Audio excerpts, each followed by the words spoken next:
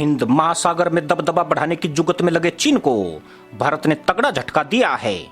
श्रीलंका को कर्ज के जाल में फंसाने की चाल बेनकाब होने के बाद भारत ने चीन पर सामरिक बढ़त हासिल की है। भारत ने उत्तरी श्रीलंकाई द्वीप समूह में बिजली संयंत्र परियोजनाएं स्थापित करने का समझौता किया है। भारत के विदेश मंत्री एस जयशंकर की मौजूदगी में हस्ताक्षर किए गए। बड़ी बात यह कि श्रीलंका के मंत्रिमंडल ने पिछले साल इसके लिए चीन की कंपनी के साथ करार पर मुहर लगा दी थी। अब उसे चीन से छीनकर भारत को सौंप दिया है। जयशंकर ऐसे समय में श्रीलंका गए हैं जब देश की अर्थव्यवस्था बुरी स्थिति में है, कर्ज का बोझ बढ़ गया है और विदेशी मुद्रा भंडार खाली हो रहे हैं और सरकार के खिलाफ भी प्रदर्शन तेज हो गए हैं। श्रीलंका के बुरे दिन के लिए चीन को जिम्मेदार माना जा रहा है। भारत उसकी मदद के लिए आगे आया है। उधर भारत म्यांमार को अलग थलग करने की अमेरिकी कोशिशों में शामिल नहीं हो रहा है। बिम्स्टेक समिट में म्यांमार ने भी शिरकत की थी, जबकि अमेरिका ऐसा नहीं चाहता था। प्रधानमंत्री मोदी ने एक लाइन में पड़ोसी देशों को बड़ा संदेश दे दिया। यूरोप का जिक्र कर पीएम ने कहा कि वहां के हालात ने अंतर्राष्ट्रीय अस्थिरता को लेकर कई सवाल खड़े कर दिए हैं। शायद पीएम का इशारा चीन की हरकतों के खिलाफ एकजुट रहने का था।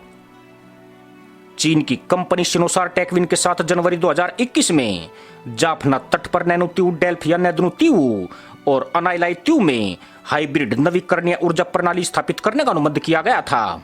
भारत ने इस पर कड़ी आपत्ति जताई तो श्रीलंका में फिर से मंथन शुरू हो गया। दरअसल ये तीनों स्थान तमिलनाडु के करीब है और भारत नहीं चाहता कि चीन अपनी मौजूदगी बढ़ाए। अब भारत और श्रीलंका के बीच जाफना में 3 बिजली संयंत्र परियोजनाएं शुरू करने के समझौते पर हस्ताक्षर होना दिखाता है कि चीन के पांव खड़ने वाले हैं। परियोजनाओं के स्थान को लेकर भारत की चिंता जताए जाने के बाद चीन ने पिछले साल हाइब्रिड ऊर्जा संयंत्रों को लगाने की परियोजना को तीसरे पक्ष की सुरक्षा चिंताओं के चलते रद्द कर दिया था। भारतीय दूतावास ने एक बयान में कहा कि विदेश मंत्री एस जयशंकर और श्रीलंका के विदेश मंत्री जी.एल. पेरिस ने सोमवार को इस संबंध में समझौता ज्ञापन पर हस्ताक्षर किए। जयशंकर बहुक्षेत्रीय तकनीकी और आर्थिक सहयोग के लिए बंगाल की खाड़ी पहल सम्मेलन में शामिल होने के लिए कोलंबो में हैं। श्रीलंका दवा, ईंधन और दूध की कमी तथा कई घंटों तक बिजली की कटौती की समस्या का सामना कर रहा है। आर्थिक संकट से जूझ रहे श्रीलंका के साथ ऊर्जा क्षेत्र में समझौता किया गया है। जयशंकर ने कहा कि भारत आर्थिक संकट से उबरने की यात्रा में श्रीलंका की मदद करेगा। दूसरी तरफ चीन की मंशा कर्ज के जाल में फंसाकर प्रोजेक्ट को हथियाने की रहती है। चीन का कर्ज न चुका पाने के कारण श्रीलंका को हम्बनटोटा बंदरगाह चीन की कंपनी को 99 साल की लीज पर देना पड़ा है। दुनिया भर के देशों ने श्रीलंका को आगाह किया और चीन को लेकर देश में नाराजगी भी बढ़ी है। लोग मौजूदा आर्थिक संकट के लिए श्रीलंका सरकार की चीन से नजदीकियों को ही जिम्मेदार मान रहे हैं। श्रीलंका में चीन का गेम ओवर करने के बाद भारत की नजर पड़ोसी देशों से संबंधों को मजबूत करने पर लग गई है। 2 साल के कोरोना काल का जिक्र करते हुए पीएम नरेंद्र मोदी ने कल बिम्स्टेक समिट में कहा कि क्षेत्रीय सहयोग को और बढ़ाना महत्वपूर्ण हो गया है। उन्होंने कहा कि बिम्स्टेक देशों के बीच आपसी व्यापार बढ़ाने के लिए बिम्स्टेक एफटीए प्रस्ताव पर आगे बढ़ना जरूरी है।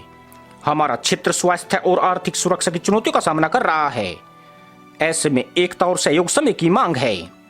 भारत के अलावा बिम्स्टेक सदस्य देशों में श्रीलंका, बांग्लादेश, म्यांमार, थाईलैंड, नेपाल और भूटान भी शामिल है। खास बात यह है कि श्रीलंका, नेपाल, बांग्लादेश और म्यांमार में चीन अपना प्रभाव बढ़ाने की कोशिश कर रहा है।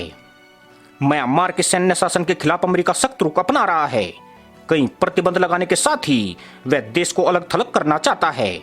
उसने भारत को भी अपने रुख से अवगत कराया है। हालांकि भारत पश्चिमी देशों के उन प्रयासों में शामिल नहीं हो रहा है जिसके तहत वे म्यांमार को आइसोलेट करना चाहते हैं। भारत ने साफ कहा है कि उसकी म्यांमार पॉलिसी सुरक्षा हितों पर आधारित है। चीन म्यांमार में अपना प्रभाव बढ़ाना चाहता है। इससे भारत कहीं न कहीं चिंतित है। भारत चाहता है कि आतंकवाद, कट्टरता और अपराध के खिलाफ म्यांमार से सहयोग बढ़े। भारत अपने हितों को आगे रखते हुए फैसले ले रहा है। इसी के साथ अनुमति दोस्तों, जय हिंद, वंदे मातरम।